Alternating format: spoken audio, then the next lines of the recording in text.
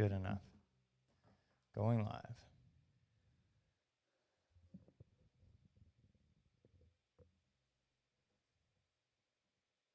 All right. I think we're here. Whoop, whoop, whoop. We're here. Whoop, whoop, whoop, whoop. This is in front of me. Definitely not happening tonight. Your hair looks absolutely fantastic. So she Thank said, you. hey, guys, give me just a second. I got to pee because I'm pregnant, and came back and her hair looks like that. So I don't know how that's possible, but... I definitely did have to pee as well, and I just pulled it down out of a messy bun. You should do that more often. Okay.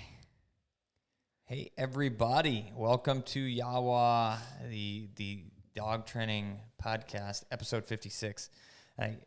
Dog training, because a lot of times we primarily actually train more people than we train dogs via YAWA. But Yeah, probably answering a lot of questions. so we should name this Live YAWA People Training Dog Training Podcast. That'd get really long.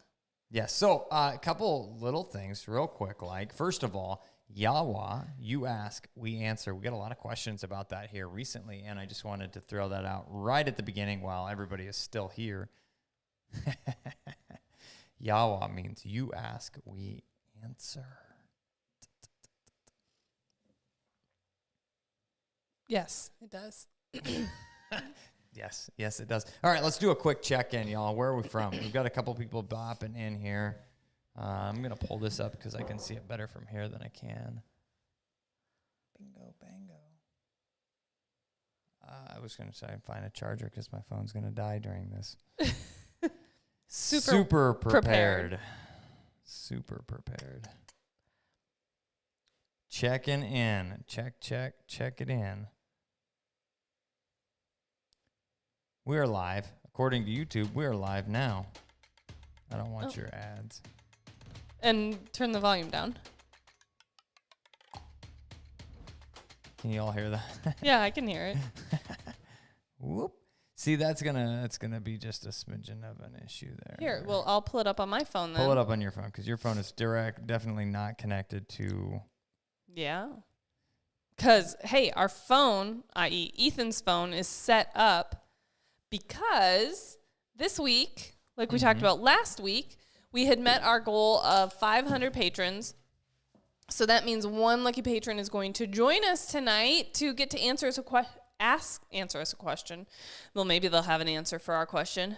But ask us a question live tonight. So we are getting ready to pick that one lucky person here shortly. But we had to have Ethan's phone hooked up to the podcasting equipment so that when we call in with them, you guys can hear what's going on. So Ethan's also getting a charger because he has less than Because I suck, folks. an ideal amount of battery left. Less than ideal. Speaking of less than ideal, not really, but take a second while we're bopping this in here. This would be a solid. Do me a solid, folks, if you haven't already. Go to the old YouTube and do a quick search for guy with the pink gun. Ah, yes. Guy with the pink gun. I have my own channel. Look at that. Look at that. Look at that. Look. Right there. Guy with the pink gun. That's me. Huzzah. Hey, that video is from our channel, and it popped up when I searched that. Oh, look at that. There's more videos about carving a pumpkin. Oh, look at that. These are videos from Standing Stone Kennels channel, the one that you're currently on. But I do have a new channel with an introduction to that channel, and it is live, folks. If you want to go over there and check it out, it's 2 minutes. Just save it, watch it later. But the cool thing that you can do is also subscribe. Yeah? Bing. I've already subscribed. I would appreciate it. I would love it. In fact, I would more than appreciate it. I would absolutely love it. All right, so big deal for this evening. We're going to do a quick call in with folks. We got a ton of people. Am I pulling that up on my phone? We got a ton of people here through Patreon. If anybody doesn't know, Patreon is an online dog training community. So Patreon's another platform. If it gets a little confusing for people, because they made kind of a pun, if you will, would it be a pun? It's kind of like a pun, a play on words. Patron, someone who is shows patronage and cares about and essentially donates to help support an event or an organization or a specific thing. Typically, when I go to theaters to watch plays, I hear about patrons. But patrons, they created a platform called Patreon designed to help support creators that are doing this through YouTube. A lot of you folks watch us here.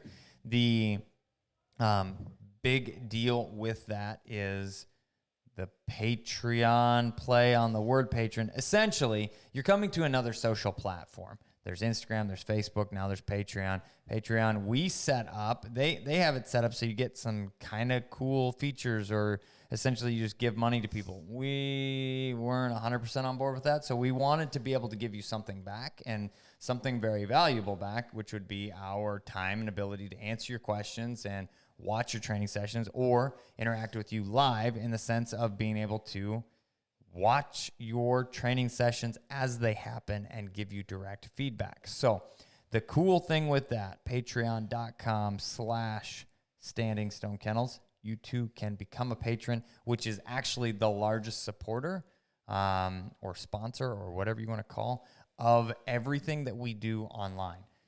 Everything. I'm talking right now. We spend every dollar that comes through Patreon on giving back to y'all. So if you like what we're doing and want to support, patreon.com/Standing Stone Kennels. Now, all of that being said, we set a goal. 500 patrons equals we invite somebody to join us here for some candid question asking live. I sent out a little message here, or Kat actually, I think, made the post. It said, I did. Live YAWA. Hey, we hit our goal. Who wants to join us? We got 33 comments, which I will be honest is more than I expected would say, please sign me up for chit-chatting with you live. A couple of them were, don't pick me, though. Oh, so. Okay. Don't pick me. Don't pick me. So what we're going to end up doing, just a very simple, and we want to give people time. Hopefully we're going to post it here. We're going to announce it here so everybody has time. We're going to do a random number generator. Do you have that there, or do you want me to pull it up? You'll have to pull that up. I have one. Let's see. It says raffle name. I don't really know. I could put names in here, but I'm not going to. All we're going to do is put a 1 through 30. Was it 30? Yes. All right. And there, well, it was 1 through 33, but anyhow. But some of those people were YAWA 500 create. Here we go. What are we going to do? We're going to do, this is not working because I need to enter everybody's names. Screw you, app. No, can't you just do a random number I don't know that this app does that. It was what we used before because we put actual names in. I don't know. It's broken. Goodbye. Google, random number generator.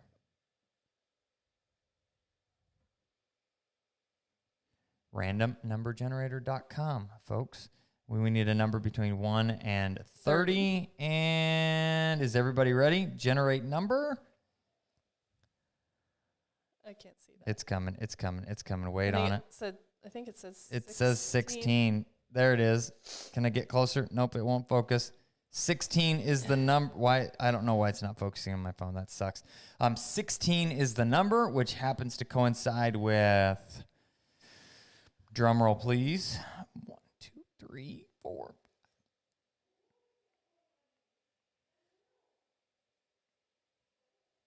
Jason DeCock. Really? Yep. Jason DeCock awesome. says, yes, we're very interested. What an honor this would be. Can't wait to see who you guys pick. Well, buddy, it's you. It's you. Which means, and I know his phone number.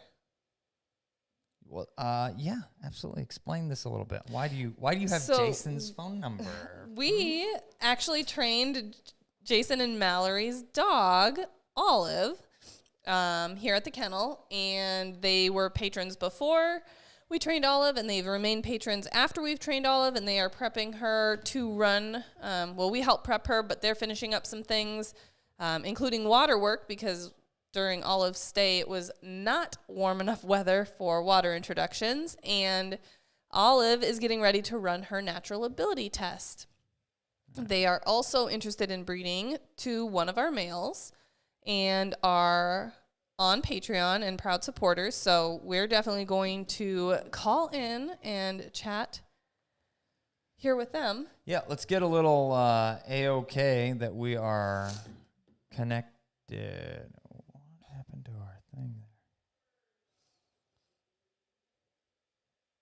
there? Is it still streaming? Where are we? No. There it is. Okay. Shoo. I don't know what happened. It's like glitching out.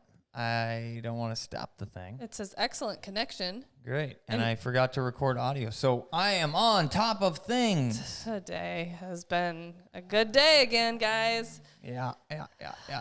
We'll get caught up eventually, I swear. I promise. Might I be don't in September, promise. but Nah. you never know. This is the busiest time of year from a dog training standpoint. Everybody's got puppies, and they're like, ooh, train them, please.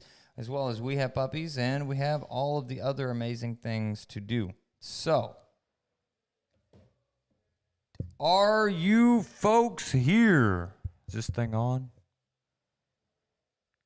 Okay, so what's the plan for calling them? Yeah, but I want to Not make calling sure them? that they're actually here. For sure, we're going to call them. I don't Okay. see a check-in from them yet here, and we already got a super chat. So while we wait, the winners, the DeCocks, are going to be called here shortly.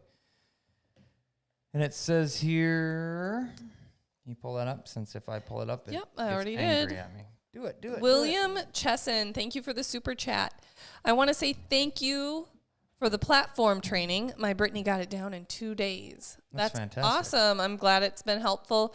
As far as platform training, I'm assuming you're meaning place training, and that is such a powerful, awesome tool to help a puppy, a young dog, any dog actually, learn how to settle down and behave well in the house. Finally, getting to the bourbon. I mean, this has been a long, drawn-out intro here, babe. Well, guess what? For those of you that missed the long, drawn-out intro, if you want to come back, You weren't missing much. No, just kidding. You weren't. But if you do want to come back, you get to miss the first 10 minutes of my ramble schmamble if you listen to the podcast, because I forgot to hit the record button. So there's always that. Is it in here? What do we see?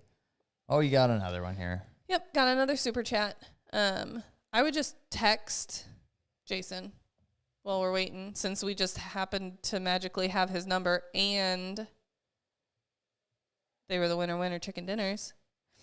But I don't next, think I have his number in here. I have Mallory's address. okay, I'm pretty sure I do. Send me the thing.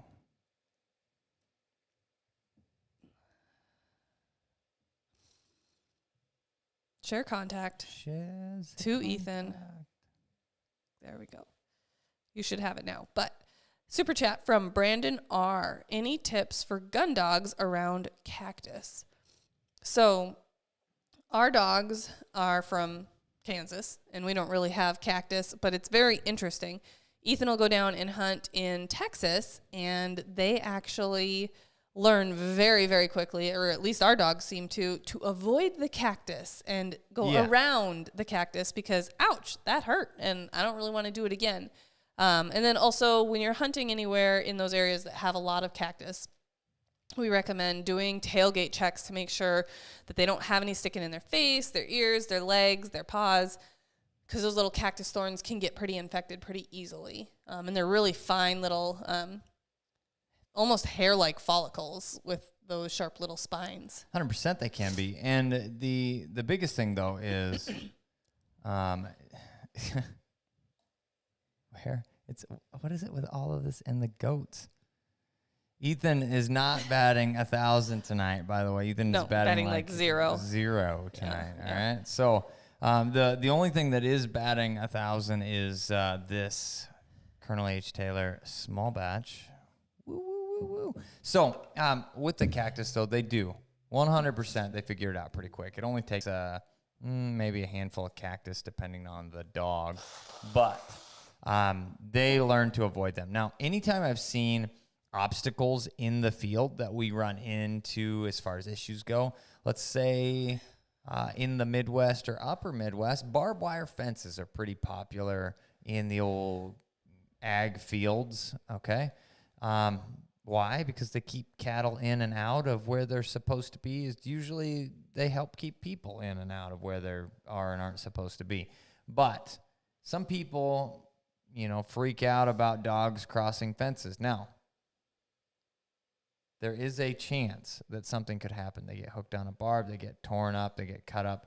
But every time I try and stop them, it causes the dogs to have some form of irregular movement, and I feel like that is when I typically have the biggest issues. If I just leave them be, I can watch a dog hopscotch across the dang fence the whole way down the thing 45 times, back and forth, and gives me like a small heart attack. But at the same time, when they finish up, completely no scratches on them. Yeah, but we've also had some situations where we haven't tried to interrupt them and they're just vexed. I can think of, for example, charging through that barbed wire fence back when we were in Norton training. He doesn't do it anymore, though. I'm saying he learned. He did learn. It also included his entire ear getting split in half. That's blood everywhere. That's the likelihood of that is pretty small, though. I mean, think Breezy about that. Also has a flip-flap ear from barbed wire. So we know of 2 dogs. If your dog has cut their ear open on a barbed wire fence, put it in the comments, because I think that it happens more often than you're letting on. I don't believe so. But okay.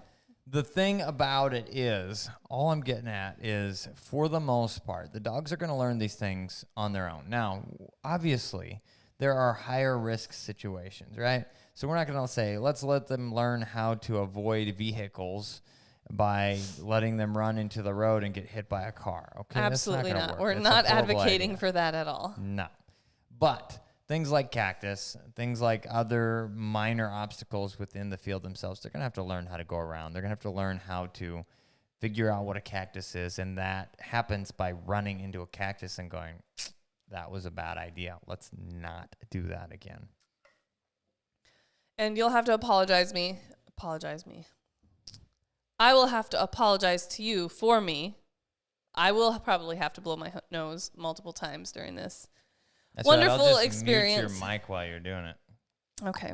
Appreciate it. Keep talking here for a second. Okay. I'm talking. Now you probably can't hear me because Ethan shut me off. I don't know. Now you're back. But, see, that works. So just tell me when you need to blow your nose and okay. be like, boom, she gone. Nobody. But so sorry because I am having a cold and there's no help for it. Okay. Holy cow, we got a super chat from Joel Adam Priest 32 for $20, but there's no question associated with it. So wait. Up ahead. Right up ahead. Yep, my dog completely jumped. I'm assuming that's the one. My dog completely biffed it, jumping into the back of the truck, and now he won't even try to get into Kennel Up. Now what do I do? Fresh bacon treats, nothing works. That's a tough one. When dogs have bad experiences like that, of course they're going to be apprehensive. I mean, think about yourself. We get lots of experiences now with Aiden specifically, right? I mean, what was he doing the other day? He did something. He fell down.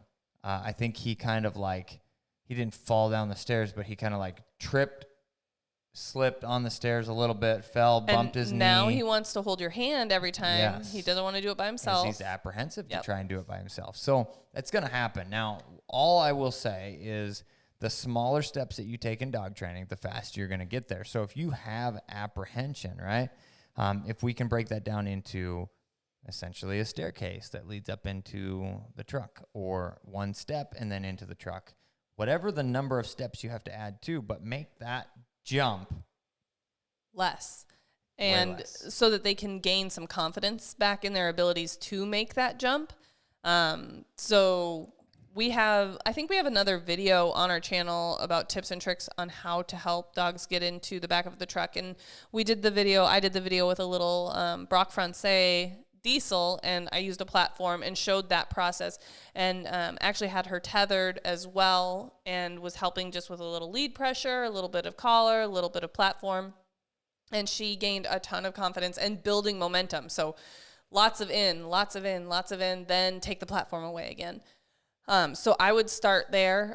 The bacon treats, we actually have used birds before, like fresh killed birds. If dogs are super excited about bird retrieves, tossing those in the back of the truck, that, prey drive kicks in, and they're like, oh, I can't think about anything else other than this bird that I really want to have, and it happens to be in the back of the truck. I'm going for it. Absolutely. Find something to stimulate that drive and desire to overcome the apprehension. Have you gotten a text back? Yeah, I did. Okay, Yeah. let me see. It says, Shoot, Mallory is at the busy. So well, will she wait be a little bit. will she be Here. available by the time? We are probably going to be on until about 8:30. Mm-hmm. So hopefully you guys will be able to join us shortly. And until then, we did get another super chat from Devin Pazdernik. Sorry if I butchered that. I'm going to throw this one out here, and then we'll jump on those really quick. Tim, we have his dog in right now. He just tuned in and said, hey, guys, tuning in from Illinois. The S is silent. Not Illinois. I thought it was, I was reading that in passing, and I thought the S was silent in your name. I was like, Tim Marco. I've been saying Samarco the whole time. This is awkward. Yeah. No, Ethan just can't read. It's fine. Yeah. It's small print. It is small print. Open print. it up on my let's see if we can make it bigger. Hey, Oh, we can. We can make it really big. That's kind of cool. That's what she said. Devin said, I have a 13-week-old small Munsterlander puppy. Off-leash walks, he won't go more than 20 to 30 yards and then comes back to me or waits for me to catch up before he will keep going. Normal or concerning? One question that I'd like to ask you is, do you go for walks / free run / getting him out in the field to start hunting on a check cord? That's something that we typically see, that 20 to 30 yard range with dogs that haven't been let off really a leash or a check cord in those situations. Or if you started this process with a check cord, it can condition that shorter range because they hit the end of the check cord, which is 20 or 30 feet. They have to circle back, come around, and check in. So if your puppy's had a lot of experience on a check cord, even in the 5 weeks that you've had them, that could be something that's started to condition this range. But if you haven't been using a check cord, not necessarily is it concerning, but the less focus you can put on the fact that your puppy's checking in and not really ranging much further than that on their own right now, the better. We don't want to put a lot of emphasis on ourselves. We want to just kind of ignore them, keep walking, let them gain some confidence, and it will come. Your puppies, as long as you're not calling them back or constantly trying to hunt them up, go get them, go on puppy. Every time you're saying something like that to your puppy, it's actually drawing their attention back to you, pulling their focus away from, oh, well, I haven't heard anything from Dad in a while. Okay, I guess I am going to go check out this grass, or I'm going to go sniff some more. No check cord usage. He does it naturally. Okay. So don't use a check cord if you haven't already. And then, like I said, stop putting any emphasis on yourself. Just let that puppy kind of range. And some puppies take a little bit longer to build the confidence to get out further from you, which is why when people say, well, what age should I start collar conditioning my puppy to recall? Well, some puppies might need that collar conditioning to recall at that 12 to 13 week mark because they're just so confident and bold and ready to get out and run away from you, ideally, that you need to be able to call them back. And some puppies, that recall to collar conditioning doesn't really need to start until after they're 16 weeks old. Trix is a prime example of this, which we're getting ready to shoot her collar conditioning to recall video, and she's 5 months old, or just 5 months old, I think. So yeah, pretty close. Yeah, we haven't done that yet because not that she doesn't have confidence, because she goes out and she hits the field and she hunts hard right now. and starts searching and everything. But she has hit that point where she's got a little more independence than I'd like to see, in a sense that I need her to come back when I call now. So that's why that range can really change and depend on the age of the puppy. So 12, 13 weeks old, I wouldn't be super concerned. Just continue to do what you're doing, gain their exposure. If you have a buddy that has another young dog or a little bit older dog that they can go hunting with and learn to hunt a field with, that can really be beneficial. Absolutely. Absolutely. Let's see, anything? We had another super chat Yeah. C. Staffney. What brand kennel do you recommend? Gunner, Dakota, Orion, Rough Tough, Primos, Lucky Duck, and etc. This is awesome. This is an awesome question. So there are multiple different answers to this, and I feel bad saying that sometimes because the multiple different answers tend to be more of a thing that we can do because of the fact that we are professionals, right? I mean, I literally have lots. Let's go with lots. Lots and lots of crates. We have different options. We have different brands. We have different reasons for them. I even have, to the extent of custom dog boxes built to fit in the back of my truck, as well as custom dog boxes built into the shape of a trailer, right?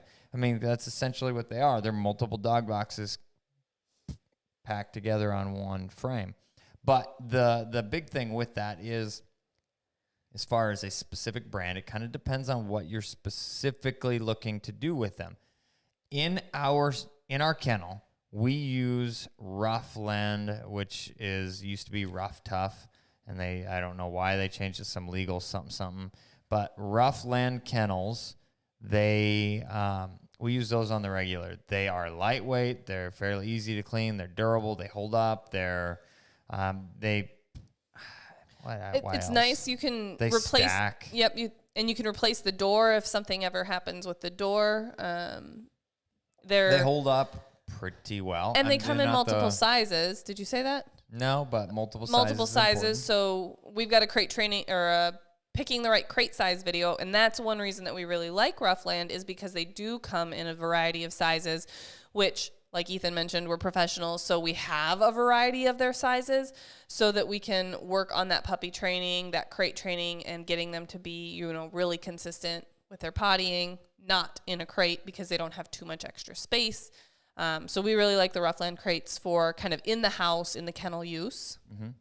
So the other side of it is, I honestly am going to say and believe right now that if you have pet mate or very crate or a majority of the bolt together clamshell style, there are a handful of them that are a little higher quality, but those style of crate is essentially equivalent to Roughland. Now, the single piece molded type of thing is a little more durable, but it's also, in the grand scheme of things, harder to store if you do need to break it down ever. So there are some pluses and minuses, but I feel like they fall into the same category of, it's a great crate to have around the house.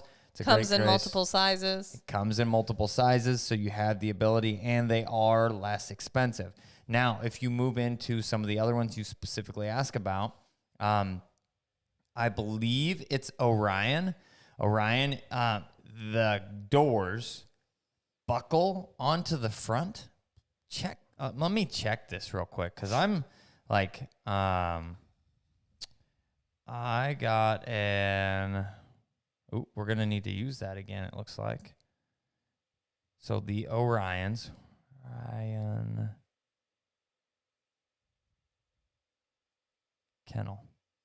Orion Kennels. Yeah. Yep. Okay.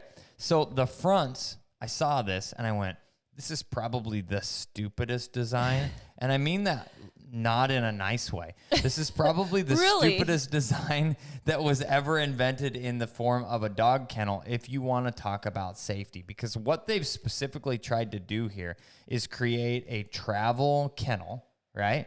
It's a higher end, quote unquote, pricing wise, but then the dang door buckles on with a stupid little buckle. It just doesn't. Maybe there's a quick release. I don't know. It's hard to tell in that picture. I don't think so.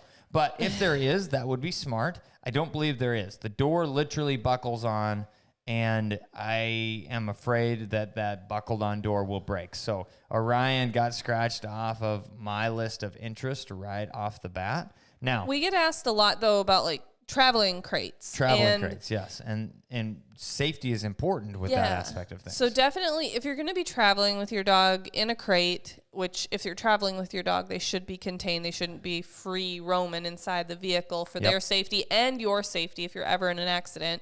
But I believe Lucky Crate and Gunner Crates are the only two on that list that you've given us that meet those crash test requirements. Yes, Lucky and Gunner are the only two that have any kind of crash test rating. Now, Dakota 283, they also make a kennel. It falls into the category of the rough, tough approximately Roughland kennels. Yep. Or Primos. Primos is, I don't believe they've passed the safety ratings, but Primos is closer to the Lucky and the Gunner. And what we're in the process right now is they are on order. I bought them with my own Dolores Gunner kennels to try out. They have several different sizes. We want to try that out, as well as they have all of the accessories. So that's something that I'm interested in. They have fans that fit, so you have extra air blowing. They have tie-down straps. They have weather guards. And the thing about the Gunners that they have is they're double wall insulated, where most people are adding a kennel cover. We specifically sell them, standingstonesupply.com if you're interested. Mud Rivers makes a product. Mud Rivers has some really awesome stuff that goes onto like a Roughland kennel or a Very kennel, but I think they almost fit perfectly on those Roughland kennels. But it's an insulated pad, right, for weatherproofing. But the Gunners are double wall insulated, so all they do is block off the vents for their weatherproofing kit. So they have a lot of things, something I'm interested in. We are all about finding the best products for our dogs so that we can test them, try them out, and then recommend them to you or provide them to you at a reasonable price so that you can get all of the stuff you need for your dog in one place. Yeah, so good question. As far as what brand do you recommend, it really depends on exactly what you're looking for. But those are the pros and cons that I know so far. Okay, so we got another super chat from Don Williams. My GSP was scared by a very large firework a couple of years back and is now afraid of any loud noises and is now gun shy. Any advice on calming her during these events since they are not predictable? So this is one of those situations that I do feel like we need a little more information. Is your GSP a hunting dog? I'm assuming since you say they're gun shy and you're potentially wanting to take them hunting. And then, of course, fireworks are tough because, yes, there's the 4th of July. People shoot off fireworks for other times of the year and celebrations. And those aren't necessarily predictable situations, as well as, if you're in a neighborhood, which again, having to make an assumption that you live in town or something like that. We're really lucky. I mean, we're out in the middle of nowhere, basically, in the country, and we don't really have to worry about anybody shooting off fireworks at random times of the day, night, year to startle dogs when they're outside going to the bathroom or just trying to spend some time outside in the backyard with them. So calming them during these events. I've heard of dogs that can wear like those thunder coats that can help them feel a little more safe. I've even had people that have, during firework season in the 4th of July, will actually get medication from their vet to help their dog feel a little more relaxed in the home. People using white noise to cover up some of those external noises if they're even startled just being inside the home from those sounds. But if you can help your dog become a little more confident with like the gunfire aspect side of things, that doesn't necessarily mean it's going to carry over for them to be confident with loud noises like fireworks or thunderstorms, because It was snaps specifically, right? yeah, well, I was going to say, because with gunfire, if they are a hunting dog and we can get past that gun sensitivity, a lot of times it's because they're so focused in the moment, and there's an association of, with gunfire comes this really great thing called a bird that I'm going to get to chase and I'm going to get to retrieve. So There's context. yeah, that's not a bad There's a thing. reason for the noise. Whereas with the fireworks, there's not necessarily a positive aspect in your dog's mind. No pretty light show that they're looking forward to. So it can become, there's nothing exciting for that to associate with. Sorry, I got to blow my nose. No. I hit the wrong button. I was like, hey, I'm going to just mute the old sneezer over there, and I muted myself and didn't Kat. So there you go. You got nothing. Thanks, Anyhow, hun. I tried. There you go. Add that to the old batting score, Scott. So the other thing about it is, I mean, you hit it all on top. Just know firsthand that we've had a dog that's very similar. She hated thunderstorms, absolutely hated them, 100%. But she was a senior hunter and had literally thousands of birds killed over. No issues with gunfire ever, but did not like thunderstorms. And there would be times where it was like, what is going on, Snap? You won't lay down. You're just antsy. You're panting. What is going on, right? And then you kind of look, it's like, oh, I guess we're going to have a thunderstorm in a few hours. You know, I mean, so something about what was going on, she could sense and tell and didn't like it. So it's just different. And what we ended up working through with her was just giving her a quiet enclosed space, which essentially that thunder jacket kind of helps with that, just enclosed, safe spot. And she really either being crated, but if she was in the bedroom, she would just be pacing and worked up. So if she was overnight during a thunderstorm, she needed to either be crated or literally in bed with us. Yeah. But on a dog bed, she would be active and she would get up and she would pace a lot.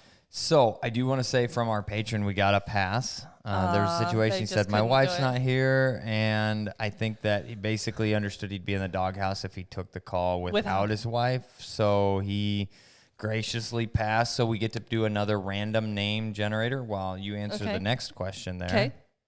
Next super chat is from Lone Star Steph.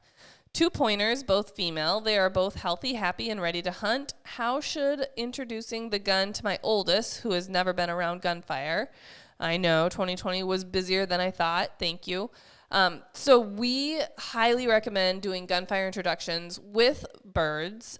If you don't have access to birds and your dogs are super retrieve driven, we've actually shown some videos how to do a gunfire intro with bumpers. We did that with Thunder because that little puppy, which he's not such a little puppy anymore, but in the video, this guy was super driven for retrieves. He would love to retrieve all day long. So for him, a bumper was enough of an excitement, reward, that he would be focused on that during the gunfire portion of that introduction.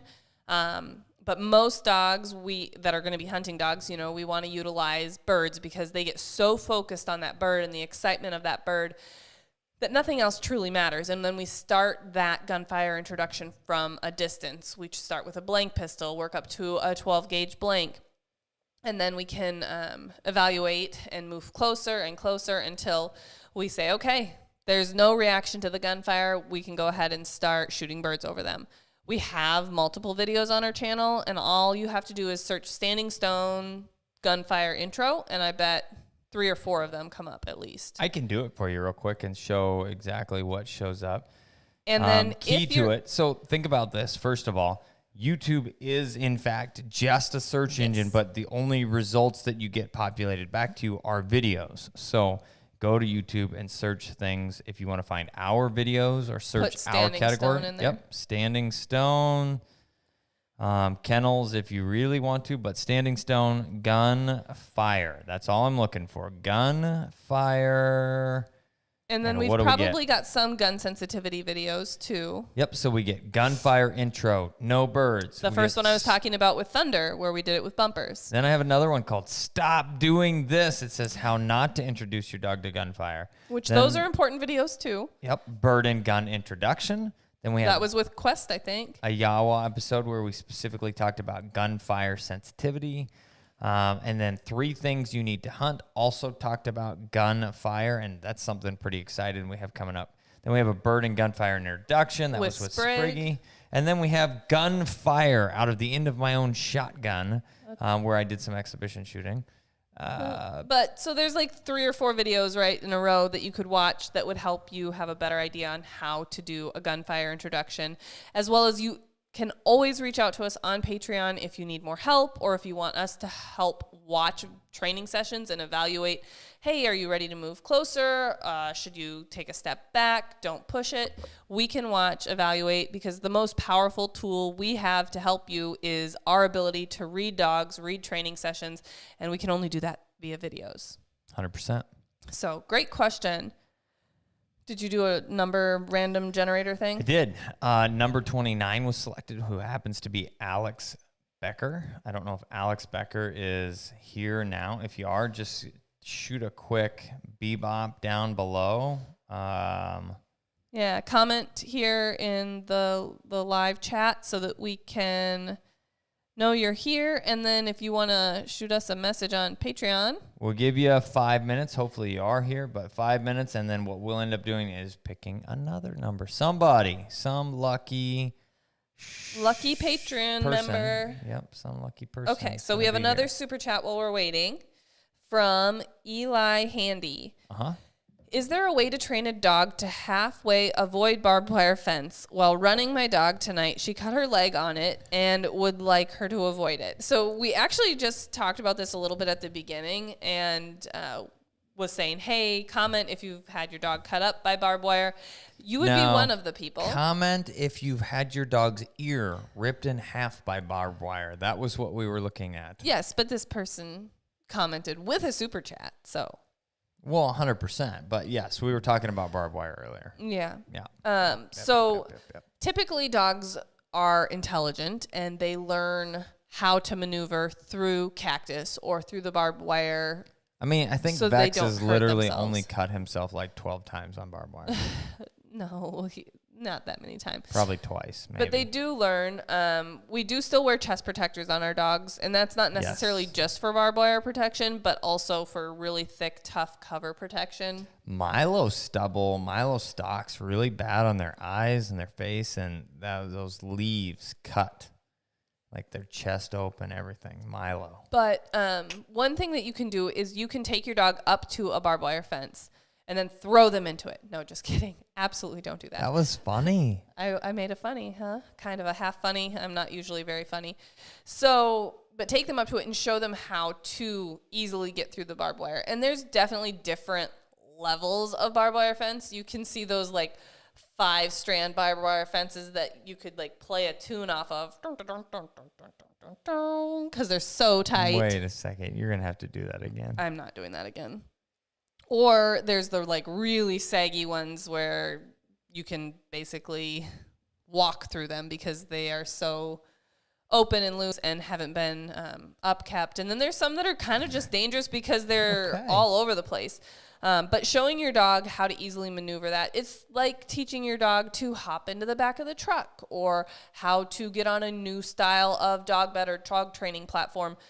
Sometimes they just need to be shown how it can be done and that they can do this and that they can gain confidence so that they can understand, hey, if I just go through the barbed wire fence this way, it will avoid me getting all cut up and sliced and diced. For sure. I'll be honest. I don't love the opportunities to hunt along barbed wire fences. Now, from a quail standpoint, fence lines aren't a bad place to find quail, especially in the state of Kansas. But I preferably am not going to choose the path of along the fence line.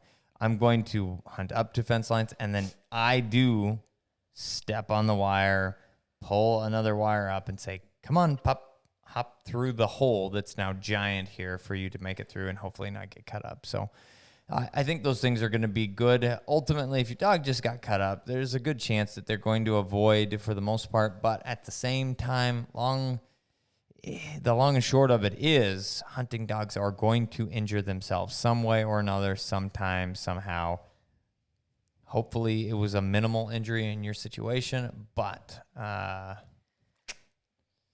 med kits are also super awesome to have on hand with staplers, bandages, things like that. And speaking of med kits, which I want to throw this out there because we've had a lot of people asking about med kits. Yes. And we had taken our original med kit down off of our store and hadn't put one back up. And a big part of why it came down off the store for a while is during the whole COVID thing, it was honestly really hard to get some of the necessary supplies that we wanted to include. Yeah, they were going to people that really needed it, which was sick people. Which was important, but we couldn't get things like peroxide or thermometers to include in the kit. Or rubber gloves. Yeah, all the things.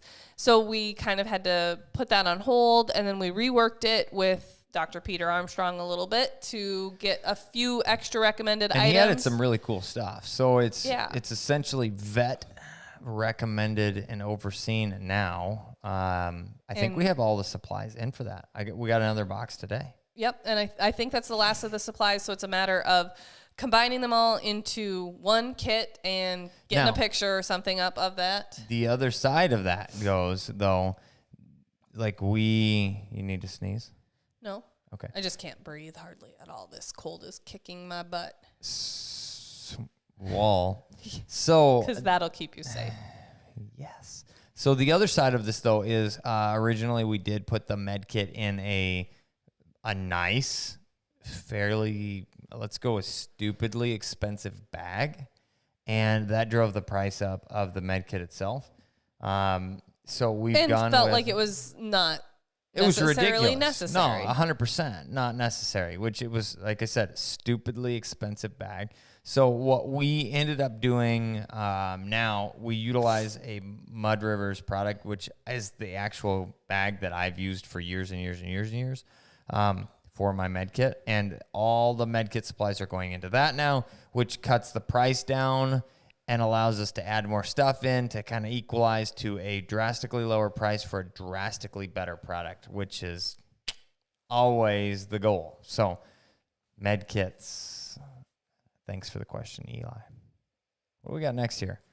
We had another super chat, I believe. It's Chris right here, right? Hender says, currently have a 12-week-old Brittany, and I have been working with him with targeting and place training, and he has it down about 80% of the time, but does not respond to the verbal command. Okay, so there's a couple cool things involved with this. First of all, 12 weeks old, you have a puppy, right? We have to lay down this is the facts. Understand, 12 weeks old, you have a puppy, and puppies at being 80% successful is still really good. Okay, we're in that early baby stage where you got to teach stuff. The other side of it is you really need to be able to take those sessions and move them around from a different perspective in a sense of building, generalizing. There's the word I was looking for specifically. You need to generalize the training. So I would assume, and this is making an assumption, we all know what that does. I would assume that you train in the same area, probably in maybe your kitchen or your dining room or your some area of your house where you have extra space where you can work, maybe out in your garage, whatever. You train in the same place every single day. This is an assumption. Similar timing with meals. Similar timing, yep. And then the rest of the time, there's virtually no reward. So you run into issues with understanding. The other side of it is once we have an understanding of multiple different cues, we really need to be able to differentiate between them. So there's no confusion. Making sure you have a solid understanding of each one in an individual session. This is all we work on. Then move to a new session. This is all we work on in this session. So that may be here in one session, place training in another session, and then you need to combine them. And you're going to see confusion. You're going to say, hey, here, and they're going to go to their dog bed, and you're going to be like, no, here, and then mark that only. So you're showing them. This is what that means. And this is what you're getting rewarded for. And then you say kennel or place or dog bed or go lay down or whatever the heck word you use. And then when they get there, you reward them. And they start to differentiate between the two. And some of it is not necessarily confusion, but it's also anticipation and excitement. So the puppies want to get rewarded because they're excited to eat. And they're like, well, I've gotten rewarded for getting on my dog bed before. Who cares what the cue was? I want to eat. Exactly. So slowing down that training session and rewarding, like Ethan said, only for the behavior you've asked for. Chris had just thrown in another little, I don't want to say question, but like Tidbit. part of that. Tidbit. Is he ready for collar conditioning, or does he need to respond to the verbal cue first or command first? So highly I recommend. want to take 5 seconds. Okay. You were saying command. That is a very normal, typical dog word. We use the cue. So anybody that's listening that's trying to understand what we're saying, we utilize the term cue because we also don't use the terms force or break. We teach, help, develop, train, all of those things. And a cue, giving a cue for a situation sounds way better than a command. And the whole idea behind it is a mindset. It's an approach to training to say, I want to help, teach, train, develop, cue them to do behaviors, not command, force, break, whatever. So that is the back and forth thing. But I would say you're not quite ready for collar conditioning yet because there is some confusion. I like to see a puppy that has a little more solid understanding in those non-distracting enclosed environments that can differentiate between cues, are good at those behaviors in a generalized sense where they can complete those behaviors not only during a specific training session, but throughout the day when you ask for those behaviors, and then we can start conditioning them. And usually the conditioning process with collar conditioning isn't to get them to do the behavior better, but it's to be able to build on duration of that behavior and to get through to them during distractions, as well as being able to send them, and get their attention from a distance. So we talk about the 3 Ds of distractions, durations, and distance. Distance, yeah. So You got them all. I was trying to be helpful. I know. So it's not about, well, they're not doing the behavior when I'm asking for it. It's more I'm reinforcing the behavior that they already know to build on it and make it better. So I hope that answers your question, Chris. Are you doing another random number generator? I'm getting ready to. Okay. Well, I'm going to answer. I have not heard. If Alex is here, shoot us a quick message on here. You are the... On here or on Patreon. Either way, we're looking for you, big dog. But while we wait, I'll give him one more. We hear you, Kelly. We'll get to that in just a second. We've got some cool information. Well, Kelly actually did a super chat. Oh, heck yeah. Throw that in there then. She was asking about shock. Well, she said 9-month-old Jax, the GSP puppy, is terrified of the ceiling fan in the bedroom. Acclimate like gunfire intro? Interesting question, comment, situation. Kelly, I know you're on Patreon with us as well. Mm-hmm. Let me just look at something quick. Look her up on, or whatever. What am I looking up, sweetheart? Can she send us a video? I don't remember.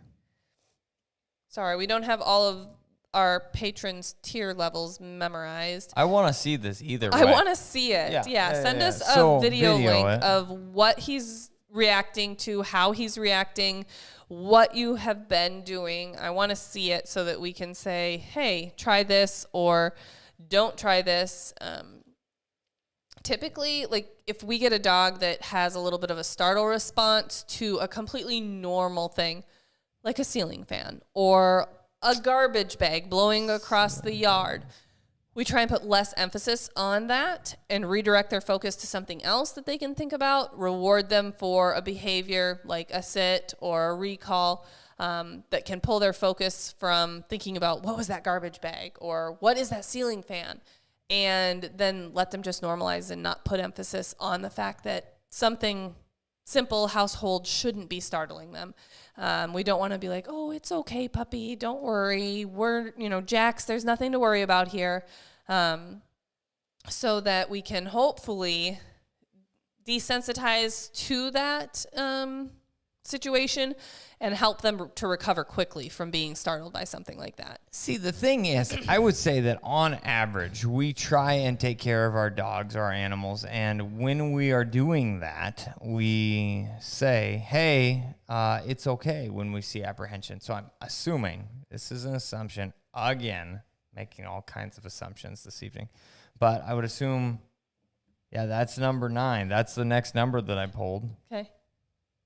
So we did random number generator again, right there, Pull number 9. Which happens to be Jill Thistle and Scott. Is it yeah, Jill and Scott? Jill and Scott, and they said, Scott and I would love to join you. We'll be watching either way, so I'm hoping you guys are on here. If Let you're us on, know. throw the old huzzah We're in here. the comments. We're here, something. But if you are saying, oh, it's okay, buddy, you know, essentially you are positively reinforcing that behavior with verbal confirmation that what he's doing is okay with sweet, nice talking words. So stop that. But the other side of it, send the video over. We want to see it. We want to be able to help you and continue forward from there. I think there's another one. But I was going to say we can text. We Poor can text Breezy. Jill and Scott What does that because even mean? Oh, poor Breezy's ear. Yeah, Charlie's on. Yeah. Hey, Charlie. but I wanted to mention that Scott and Jill actually have Zev the Vishla in for training with us right now, Oh, and we their gotta Patreon members. all capitalize. We are here. Excellent. Awesome. So I was Okay. going to say we can text them and ask them as well. So we got somebody. Yes. We finally got somebody. We got somebody. But Kelly asked about shock, and that was part, like I said. Yeah, she'd also asked about shock. So last week we talked about the surprise that we had with She's doing fantastic. Muddy having a single puppy, even though the She's ultrasound. about 45% over body weight currently, and Perfect. got it. Bingo. So she's gaining quickly, which is something that typically can happen with singletons pretty I'm easily gonna give you a because little there's sneak definitely preview. no resource. You don't want to see that. That's a picture of dog poop. It's a thing dog people have, right? Poop pictures on their phone. Yeah, look at that. Look at that. Just look at it. Look, it's a turd. A nice, healthy dog poop. Okay. Things that you didn't know you were going to get to see when you tuned in on YAWA today. Okay, look at this, folks. Right here. That right there is shock. She's hanging out with Grits puppies. The pictures all look super whited out on here, but at the same time, what's going to end up happening is You'll get to see that on our social media, Instagram, Facebook tomorrow. We're going probably to do a gonna post. post it tomorrow. Yep. Talking about how she's doing. So I'm glad everybody's loving. We've got where is it at? That was it. So we got a super chat right here. Yep. Get Lost Outdoors had a question right there. Have a new puppy, 11-week-old GSP, and she is amazing. We are in an apartment, though, till June. Then I'm moving back to Montana. Any tips and tricks? Hey, I was reading that. Scott and Jill, be prepared with questions because we're going to call you here in a minute and you get to ask away. Ask away. Okay. Any tips and tricks for raising a puppy in an apartment on the 3rd floor? Hey, guess what? We've been there, done that Been with there, our first done short that. hair. Got the postcard. Crazy Sammy. So Lit it on fire. Threw it in the pasture.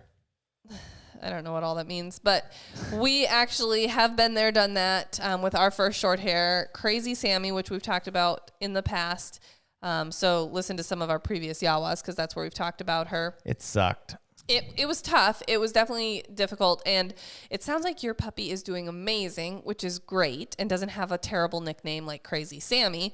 And Crazy Sammy definitely lived up to that nickname. Definitely being on the 3rd floor is difficult. Getting them out in a timely manner to go potty, things like that aren't necessarily ideal. And getting them enough exercise and things like that, you definitely have to be committed and make the time for with going to areas that you can exercise them. Your puppy's only 11 weeks old, so not fully vaccinated. So not places like dog parks or dog heavily populated areas, but there are places that aren't dog specific that you can take your puppy for some off-leash time to burn off some energy. as well as doing some training sessions to help mentally stimulate your puppy. But, right. That would it. Grees. Did I spell that right? Yep. Pedigrees. So it can be done. You only have to get through till June, which is, where are we at? April, basically, tomorrow. So April to May, May to June. So you've got about 2 more months. Your puppy's going to be, they're 11 weeks old now. So add 8 more weeks to that. They'll be 20 weeks, which is about Trix's age, which she's just about at that point where... Huge difference. Yeah, where she's going to be... an 8-week-old puppy and a 5-month-old puppy. Super ready for more at this point. And then once you are in a new location, you'll be able to do more at that point. 100%. No coddling. Okay, good. Kelly. You have me trained. No coddling. That's excellent. So we still want to see a video, Kelly. I got to see this. I do want to see that. What's in the glass? It says, bought a 4-grain tonight. Charlie, this is just small batch. So for those of you that are here for the bourbon, Colonel E.H. Taylor has a whole bunch of different batches, one of which is 4-grain. I have a bottle. It's super hard to come by. Got really lucky. Got me some. It's delicious. Charlie got some. So we do bourbon and bird dogs on the Guy with the Pink Gun channel, which involves all kind of goofiness. Okay, so there's a couple things. We're running short on time, folks. We love y'all, and we want to throw these in here. Yep. First of all, we had some questions. Throwing this out there. YAWA pedigrees. That's what's coming up next week.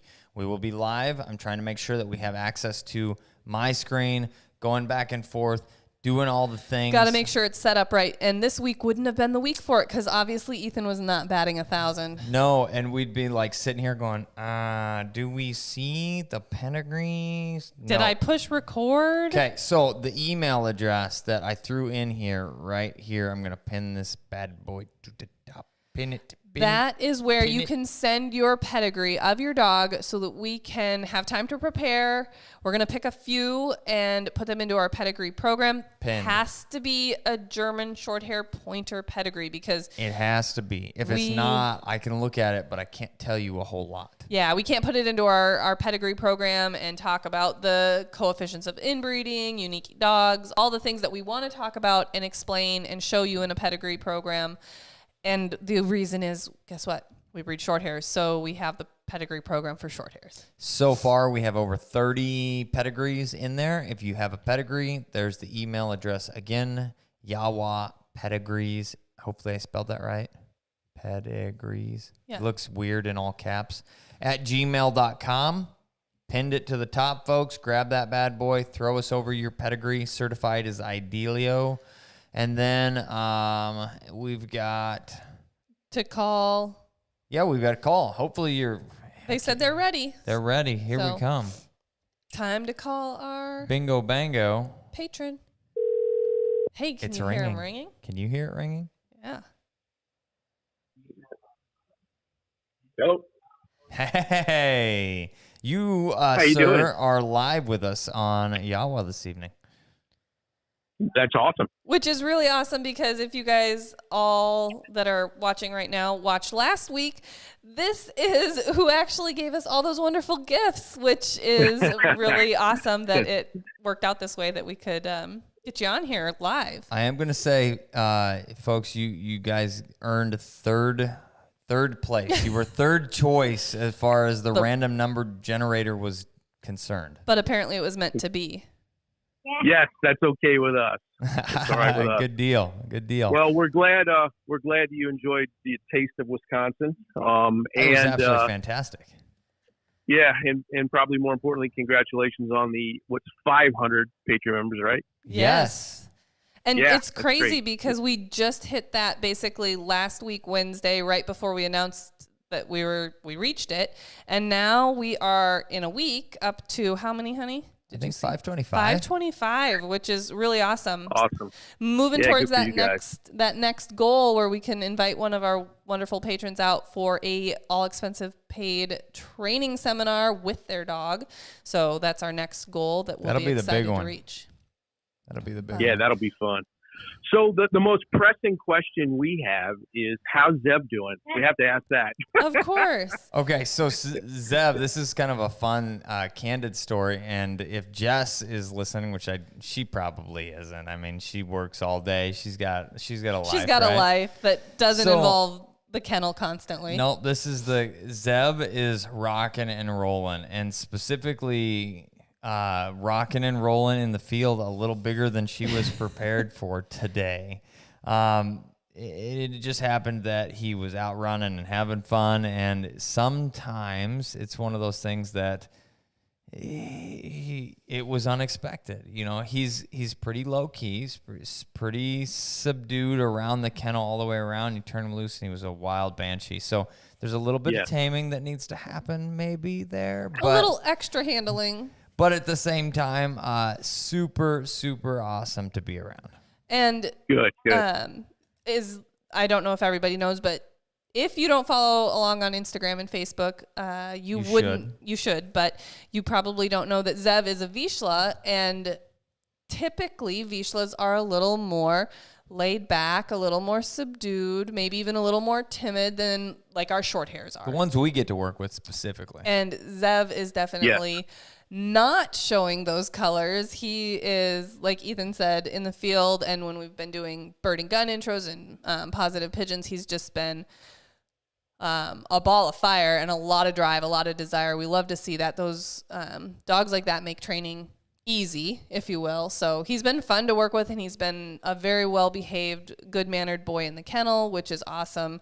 And there was a super cute video on the story today of him. I don't know if you saw it. Well, of course you saw it. I'm sure you were, you've been watching. He was super cute though. Very excited to train. Awesome. Yeah. He's awesome. We're excited, and we're excited to bring his sister down there to you guys in June. Yes, we're excited as well. We have a busy training season.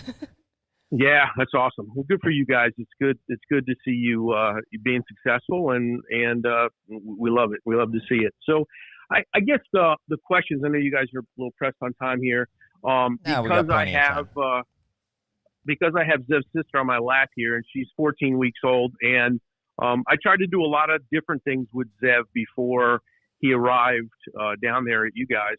But he was older, so I was able to do the collar conditioning. I was able to do a lot of things that I think maybe set him up pretty well. But she's pretty young, and I'm not sure that I'll have as much – well, I won't have as much time with her before she gets to you. So my first question is, are there specific things that you would want somebody to work on before they sent the dog to you? So it's an awesome question. Yes, a very good question. And I want to say that you guys did a phenomenal job with Zev prior to him coming out. So yes, she's younger. You won't be able to maybe do quite as much as you had with Zev because of timing of when she's coming out. But the most important thing is socialization. I talk to people about this all the time. A dog that is well socialized, and when we talk about well socialized, that doesn't just mean, in some people's minds, oh, well, they get to go to the dog park and play, or they get even worse yet. I mean, and I think kids. The main stereotype is, my puppy plays with children on a regular basis, aka it's socialized. And it's not the case. That's not the case. Though those things are great, that's not enough. The dogs need to have socialization in the sense of exposure to new environments, new things, so that they can be as mentally stable and prepared for training when they get here. Otherwise, they come into the kennel. The kennel's very much a new thing for most dogs. And if they have been well socialized, reacting and recovering from that new environment, where they can just settle in right away, start training, making progress is really important. Whereas a puppy or a dog that has been a little more sheltered, a little less socialized, they come in and it's like mind blown, very overwhelming, where the time that it takes for them to settle in is longer. The time for them to begin a trust and a bond with us as trainers is longer, which ultimately makes training with your dog here longer because they need to be able to settle in before we can accomplish anything. Yeah, I mean, realistically, some of those dogs could take anywhere from 7 to 14 days to truly start feeling comfortable enough to do something. Because what we risk on our end is, oh yeah, sure, they're fine, they're settled in, they're comfortable, let's go do a bird introduction. Or hey, let's not even do that, let's just go for a run outside with some other dogs. And then the dog gets spooked by something and then takes off and disappears. Now, granted, Knock on wood. knock on everything in this room, That's wood. we have never lost a dog, but it is something that happens to dog trainers on a semi-regular basis, often enough that I can count multiple people that I know that have said, yeah, a dog bolted, disappeared. It took us days to find them or hours to find them. Or they never found them, Or they never unfortunately. found them. Yeah, maybe somebody else did. Maybe something horrible happened. Stuff like that happens. And so we take all of the precautions in the world to be able to say, I know, I can trust, I understand, you are settled in and comfortable with me, comfortable with the situation, and we can move forward with training. And if that only takes a day or two, it's way better all the way around than it taking 7 to 14 days. So socialization, and then all of the basics, clicker training for place training, recall, sit, all of those are great. If you can start collar conditioning, awesome. Not a necessity. Most dogs, I would say probably 90% that come in for training have not been collar conditioned, and that is not a big deal. But a dog that knows how to work for their meals and is well socialized makes those dogs easy to train, very well motivated to start working as soon as they get here, which allows us to move into that collar conditioning really simply. So to break down socialization, we said that that's a word that gets tossed around and we probably need to talk more about it, but the easiest way to break that down is essentially exposing your dog to everything as a puppy that we're going to expect out of them as an adult dog. And that has to be catered to them being puppies, right? So we can't say, here, puppy, pitch them into the field and say, let's go hunting, right? It's different. But to take them through on a run through tall grass, and to take them on road trips, and to take them to the neighbor's house if you do that, or to take them to wherever and however and all of the things. Now, at the same time, dogs are going to need to spend time alone. That is also part of socialization. They are pack animals, and they need to understand all of the breakdown, all of the things in life. They have to be exposed to all of those things during the impression stage, which I can look up from a dog psychologist standpoint what is the actual date range, but essentially within that first 6 months, if you're doing all of these things, you're going to be in that window. So let's see, what is and the I wanted to stage? just throw this out there because I know that we finally got to answering our live patron call towards the end of this, and I know a lot of people are like, oh, well, signing off now, but remember, there is a giveaway. We said there was a giveaway. So don't be checking out quite yet unless you don't care about the giveaway, and then see you next week. But what other questions do you guys have while Ethan looks up his stages? Yeah, no, so you hit on something in your answer here that I did want to ask you, and it was a good segue, and that is collar conditioning. So Zeb's sister, Rosie, is only 14 weeks old, and when she gets to you, she'll be just 6 months old. So is there a situation where I could collar condition her at what age maybe just would vibrate? Some people have said that vibrate can be almost too aggressive for a younger puppy. So I'm wondering if I should just skip it or should I try it? I'll just tell you my logic, and it may be faulty, but my logic is one of the things that I did with Zeb before he came to you was I spent a lot of time with him off leash in the field running, and he ran hard, probably what has made him strong. And I really want Rosie to be able to spend some time off leash, but I'm not comfortable doing that without good recall with an e-collar. Obviously no stimulation, just vibrate, but I don't know if she's too young for that. So you have a added bonus because you guys are patrons, so we can, work with you on Patreon to help with the collar conditioning process. But typically, anywhere from 12 to 16 weeks is when we say, sure, start collar conditioning with vibrate for a behavior that is really solid that they already know. For example, we started collar conditioning tricks to her dog bed, and that was a choice that we made based on her personality to do her collar conditioning to a dog bed before collar conditioning to recall, and now we're getting to the point of collar conditioning recall. And it's just because she's got a little bit different personality than some of the other dogs we've worked with. But we have series on YouTube, like with Rogue, where we collar conditioned her to recall before place training. So it's just a matter of which you do first.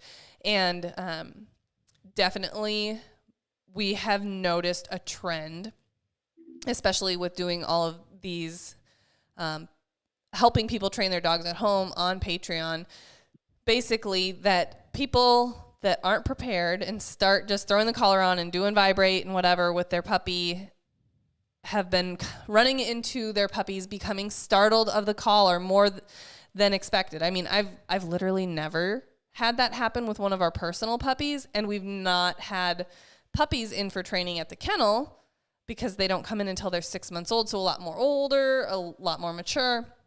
So this Patreon has given us a look inside more puppies' experiences. So that has allowed us to change how we recommend starting some things with a vast number of breeds and ages and how those puppies have been raised and developed, and doing those sessions with a check cord or with a tether has been the number one thing that we needed to do to change.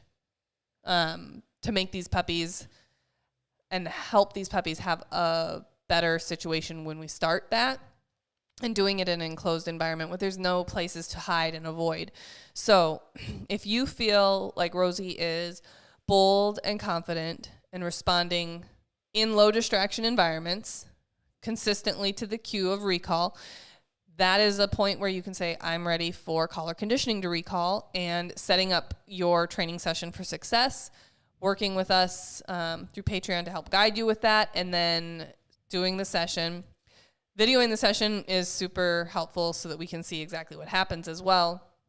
And then you can start expanding that environment to being outside, going through the tall grass. And if you have a puppy that's well conditioned with vibrate to recall, when you get out in a big open field and it's your puppy and you, sure, they may, range out a little bit and start exploring, but they're going to recall back to you as long as you've done the groundwork and the foundation work with them, understanding how to shut the collar off. Absolutely. Absolutely. And the imprinting stage, I talked about that. So I'm going to do more research, but I found a pretty basic number of 16 weeks is kind of when that imprinting stage ends. I've heard older time periods before, but 16 weeks, 4 months is kind of that imprinting stage. So essentially, we want your dog to experience everything that they're going to experience throughout their entire life by the time they're 16 weeks old. Now, again, that's small, essentially introductions to those things, but they need to be traveling. They need to be in the field. They need to be around lots of different things. All of that stuff is going to make a big difference. So 16 weeks, give or take, looking for more information. And we'll talk about that again. But that's an absolutely fantastic question. Great. I got one more if you have time. Otherwise, we do. Wrap it up. So this is maybe kind of, I really don't have any idea how this gets answered, but when you're training dogs to back another dog, is there a specific thing that you have to do, or is that something that's just natural, or how does that work? Because all of a sudden I'm going to be hunting next season with 2 dogs. That's an awesome question. And the short answer, okay, the best way to teach backing is through genetics. And that's a little bit of a cop-out answer. Nah, it's not a cop-out. It's the truth. So obviously, there is training involved as well, and exposure is important, because even though you can have a dog that time for one more. Come on now. Even though you have a dog that's, genetically predisposed to back because their parents back and their parents' parents back, and they're from a breeding program that puts a lot of emphasis on dogs that know how to back. For example, our breeding program, we selectively breed for dogs that will back naturally, honor another dog's point. I absolutely love it. Yeah, because you can get little 16-week-old puppies out in the field backing the big dogs, and because they're like, I don't know why I'm doing this. I don't even know if I've ever pointed a bird before, but this feels right. Yep. So, and those dogs are really easy to train to reinforce that backing behavior. However, I think the biggest thing that people make a mistake on is not exposing early enough in life. That's what I was gonna say. So you can continue, or I can continue on that.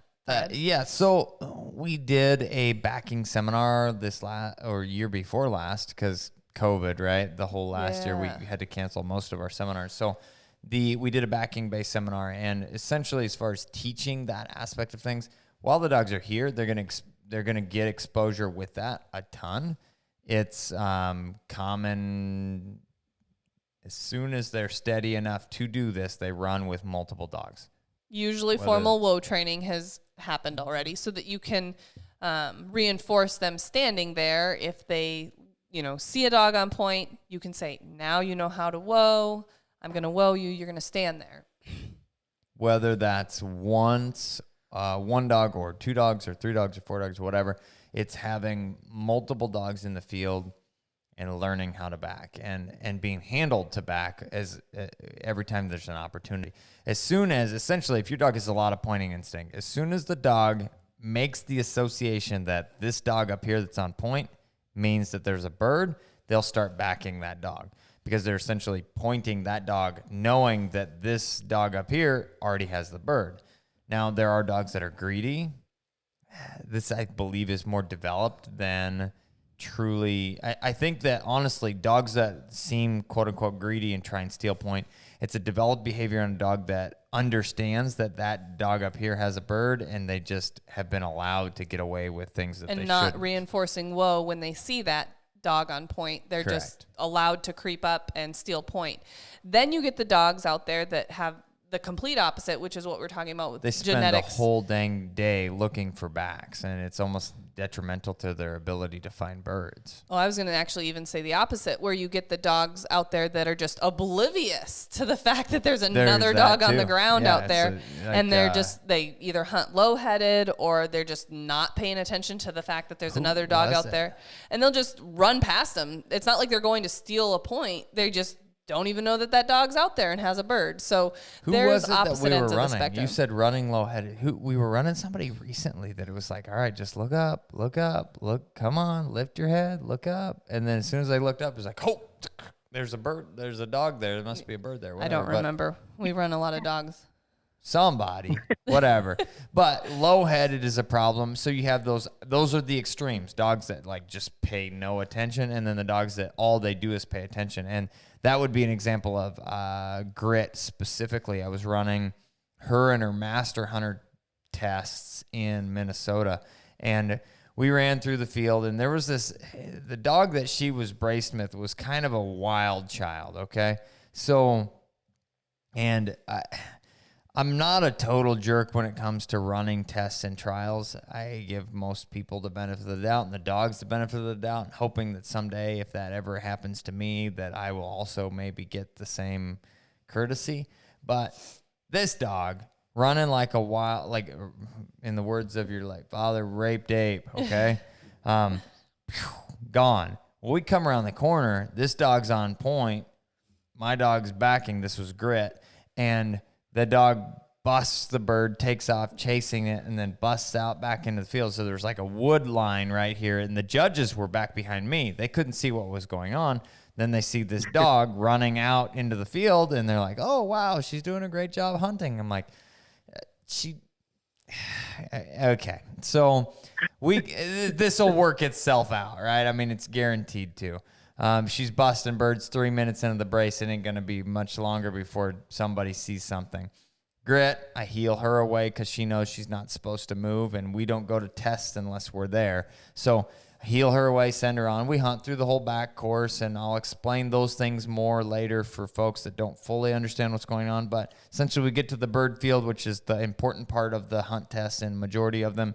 And this dog has run hundreds of yards ahead most of the brace and is now ahead in the bird field, ahead of schedule. And the lady, essentially, we finally caught up to her dog.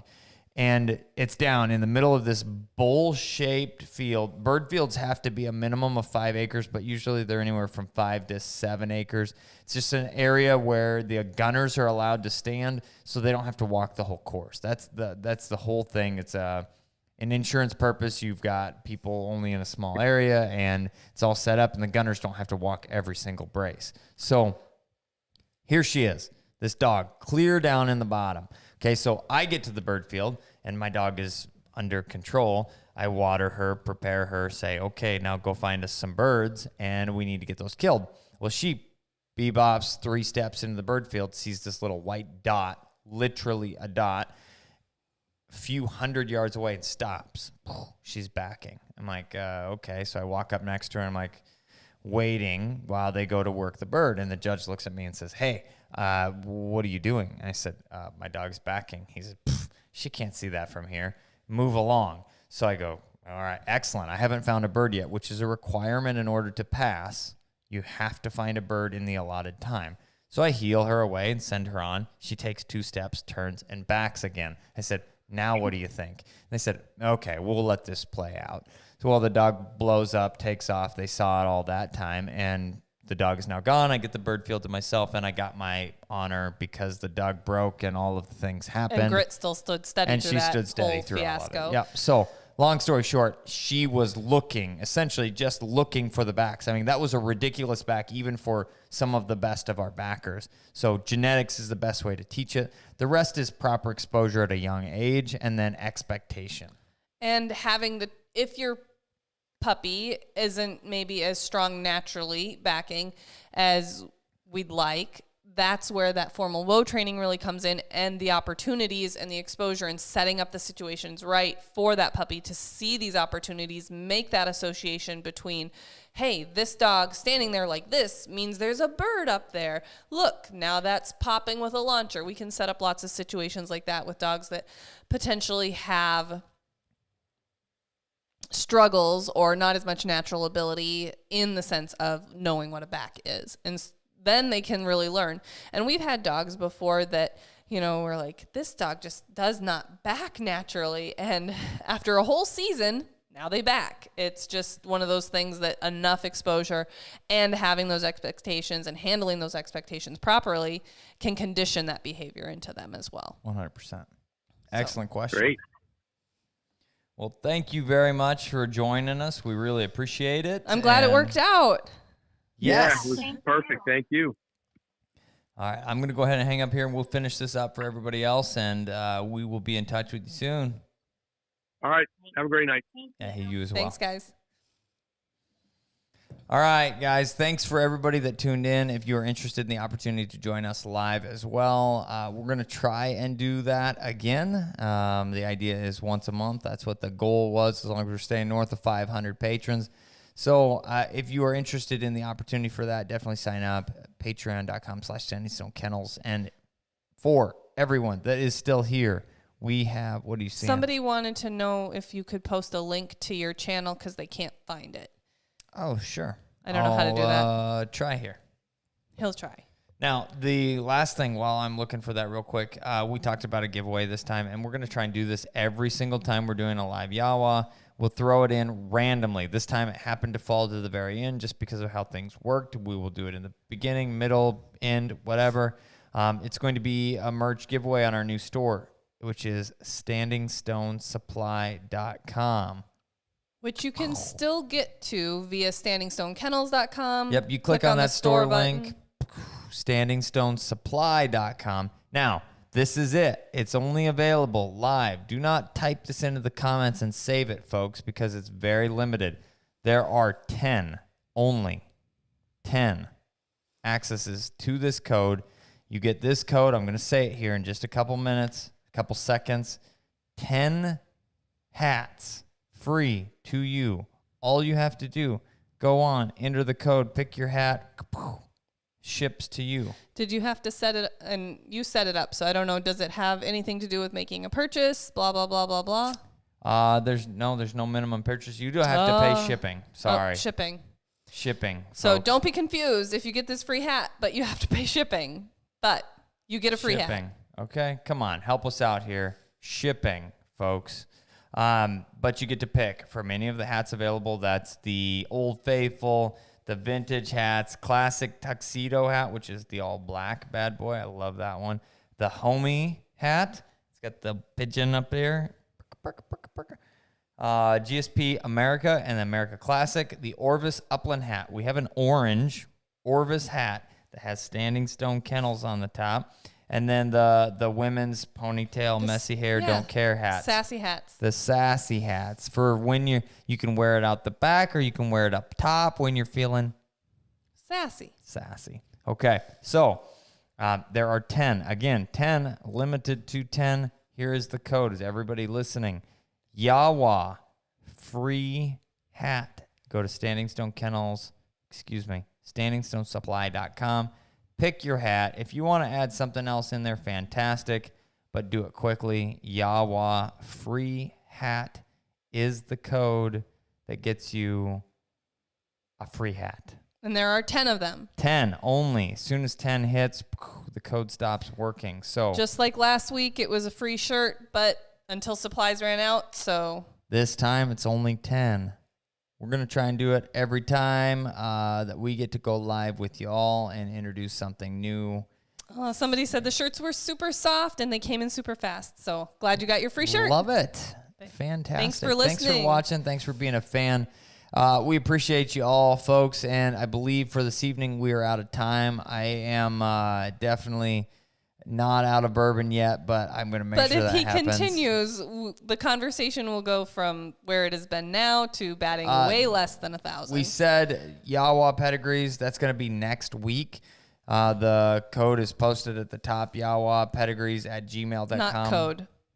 Email address to send those pedigrees to. That's the one. Email address, YAWA pedigrees at gmail.com. Send your pedigrees. Certified is ideal so there's not typos so I can figure it out faster.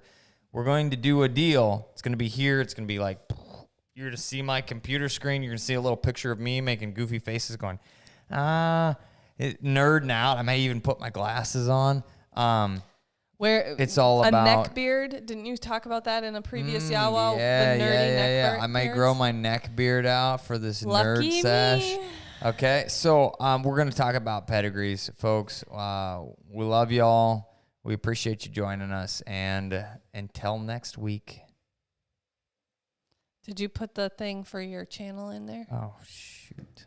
See, this is why even though he's not out of bourbon, we are out of time, guys, because I'll throw it in there. It's going to go live. I'll throw it up as a comment, and it won't get lost in the live chat. It'll just be there, okay? There you go. Thanks, everybody, for watching.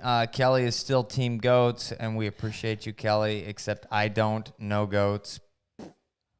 Maybe that'll be my new channel. All right, folks. We'll see you in the next video. Have a nice night.